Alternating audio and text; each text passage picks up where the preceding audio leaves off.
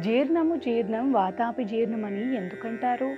దండకారణ్యంలోని ఇల్వలుడు వాతాపి అని రాక్షస సోదరులు అరణ్యంలో వచ్చిపోయే వారిని మాయమాటలతో పిలుచుకువచ్చి ఆరగిస్తుంటారు.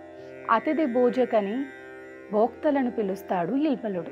వారు రాకముందే వాతాపి మేకలా మారిపోతాడు. ఇల్వలుడు మేకను కోసి వండి వడ్డిస్తాడు. భోక్తలు తినగానే వాతాపి బయటికి రా అని అంటాడు.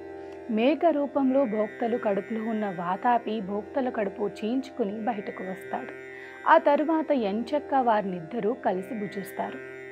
అగస్త్యుడికి ఈ విషయం తెలిసి భోక్తల వెళ్తాడు. ఎప్పటిలానే ఇల్వలుడు వాతాపిని వండి వార్చి వడ్డిస్తాడు.